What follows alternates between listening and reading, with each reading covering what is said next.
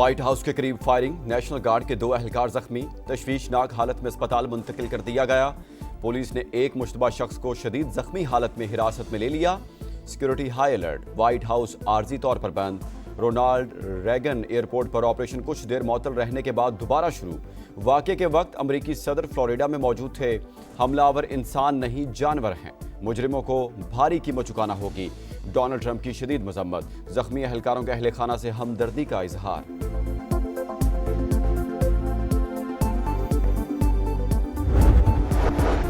وزیر جنگ پیٹ ہیگزٹ کا واشنگٹن میں 500 اضافی اہلکار تعینات کرنے کا اعلان۔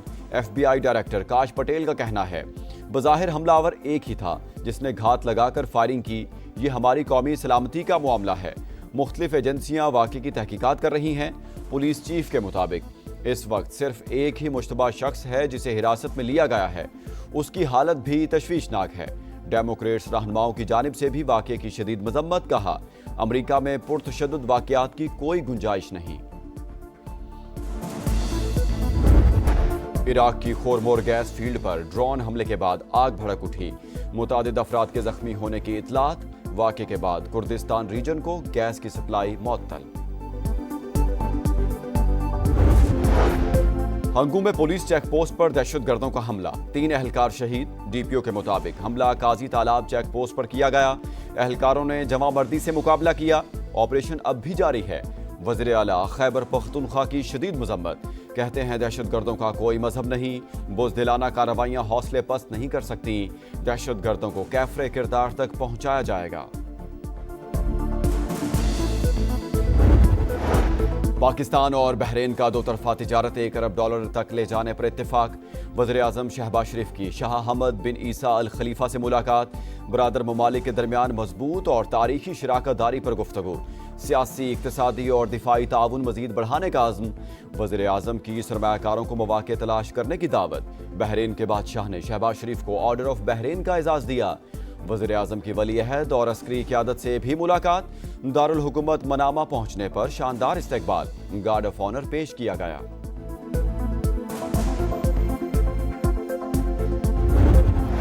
پانی پی ٹی آئی اکیلے نہیں، لانے والے بھی مجرم ہیں، حساب لیا جائے۔ دوسروں کو چور اور ڈاکو کہنے والے خود چور نکلے۔ میاں نواز شریف کی گھن گرج، بولے گزشتہ دور حکومت میں صرف تباہی آئی، بد تہذیبی کا کلچر عام کیا گیا، امن کو تباہ کر دیا۔ لیگی صدر کی نومنتخب ارکان اسمبلی کو مبارکباد، کہا ضمنی انتخابات میں لوگوں نے کارکردگی کو ووٹ دیا، نفرت، فساد اور فتنے کو ہرا دیا۔ آج پاکستان ٹیک آف کر چکا، اب مزید اوپر لے کر جانا ہے۔ بیانیے کی سیاست پٹ گئی، ہماری کارکردگی کے سامنے بری طرح ہار گئی۔ مریم نواز کی سیاسی مخالفین پر لفظی جلغار، کہا ہمیں موروثی سیاست کا طعنہ دینے والوں نے اپنی بیوی، بھائی اور رشتہ دار کھڑے کیے۔ عوام اب بہکاوے میں نہیں آئیں گے۔ پی ٹی آئی نے بائیکاٹ کا ڈھونگ رچایا، سازشیں کرنے والے تاریخ کی کتاب میں بند ہو گئے۔ نواز شریف کی سیاست ختم کرنے والے خود ختم ہو گئے۔ کچھ لوگ چاہتے ہیں ہم انتشار کی طرف جائیں تاکہ ایکشن کا جواز مل جائے۔ وزیر اعلیٰ خیبر پختونخوا سہیل آفریدی کہتے ہیں اپنا حق لے کر رہیں گے، پرامن جدوجہد جاری رکھیں گے۔ تحریک انصاف 9 مئی اور 26 نومبر کو بھی پرامن تھی۔ قومی سلامتی کا دفاع ہر قیمت پر یقینی بنائیں گے، دشمنوں کے عزائم ناکام بنائیں گے۔ فیلڈ مارشل سید عاصم منیر کا دشمنوں کو 2 ٹوک پیغام۔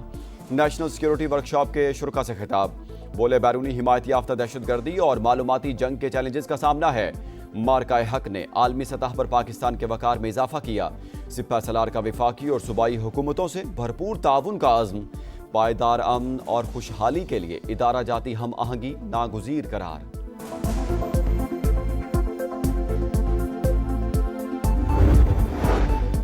دہشت گرد مشترکہ دشمن، پاکستان اور ایران مل کر مقابلہ کریں گے۔ ایرانی قومی سلامتی کونسل کے سیکرٹری علی لاریجانی کا عزم۔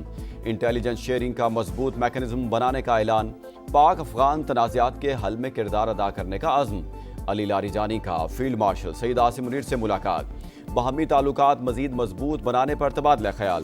سپہ سالار کا اسٹریٹجک شراکت داری کی اہمیت پر زور۔ مظلوم کشمیریوں پر بھارتی مظالم بے نقاب، اقوام متحدہ کے ماہرین نے تصدیق کر دی 2800 کشمیری مسلمانوں کو حراست میں رکھنے اور تشدد سے متعدد ہلاکتوں کا انکشاف۔ رپورٹ میں بھارتی مسلمانوں کے خلاف بڑھتی ہوئی نفرت انگیزی اور انتہا پسند ہندو جتھوں کے ہاتھوں ہلاکتوں پر بھی تشویش کا اظہار۔ پاکستان کا اقوام متحدہ اور عالمی برادری سے نوٹس لینے کا مطالبہ۔ مسئلہ کشمیر کا سلامتی کونسل کی قراردادوں کے مطابق حل ناگزیر قرار۔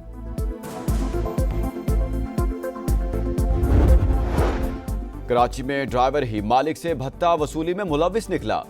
ملیر کینٹ پولیس نے 80 لاکھ روپے طلب کرنے والے داؤد خان کو گرفتار کر لیا۔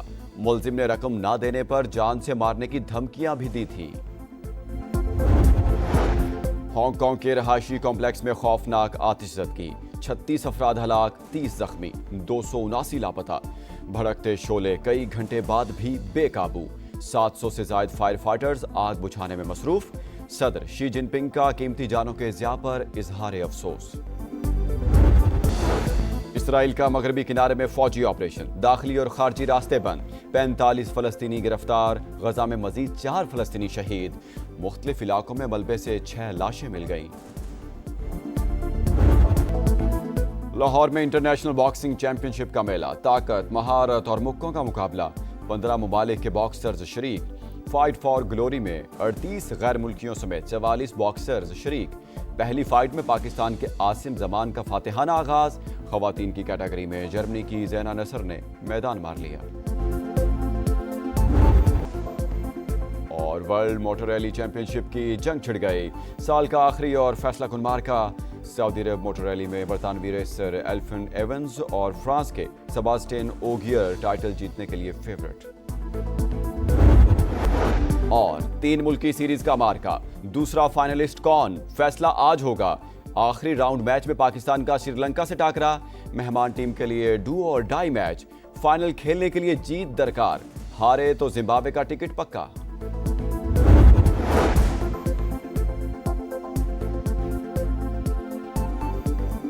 قومی سلامتی کا تحفظ ہر قیمت پر، پاکستان کی سالمیت پر کوئی سمجھوتا نہیں ہوگا۔ فیلڈ مارشل سید عاصم منیر کہتے ہیں، ہماری سب سے بڑی طاقت قومی یکجہتی ہے، دشمنوں کے تمام مذموم عزائم ناکام بنائیں گے۔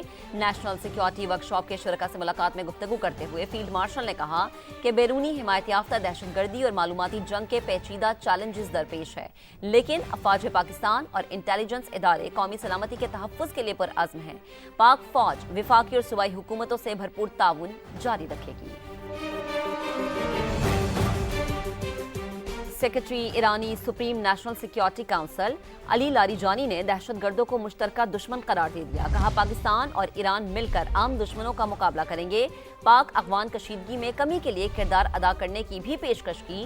یہ بھی کہا کہ امریکہ کے ساتھ مسائل کے حل کے لیے پاکستان کے کسی بھی کردار کا خیر مقدم کریں گے۔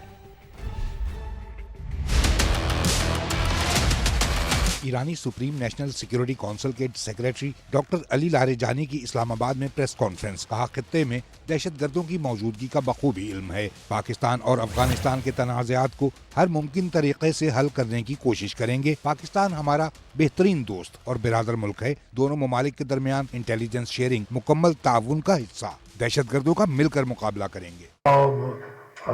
گفتگوهامون در یه اشل بالاتری است که در واقع اراده دو کشور به سمت این بره که با تروریسم مقابله جدی بکنه. در مورد سوال دومتون، من در کل مسیر همکاری دو کشور رو مثبت می‌بینم در این زمینه. علی لاریجانی کا ایران اسرائیل کشیدگی کے دوران ساتھ نبھانے پر پاکستانی حکومت اور عوام سے اظہار تشکر، کہا امریکی حملے کے وقت بھی پاکستان کی ایران کے لیے سیاسی اور سفارتی حمایت نہیں بھولیں گے۔ علی لاریجانی نے کہا کہ دہشت گرد گروہ مختلف ممالک کے لیے مسائل پیدا کرتے ہیں، قیام امن کی ہر کوشش کا خیر مقدم کریں گے۔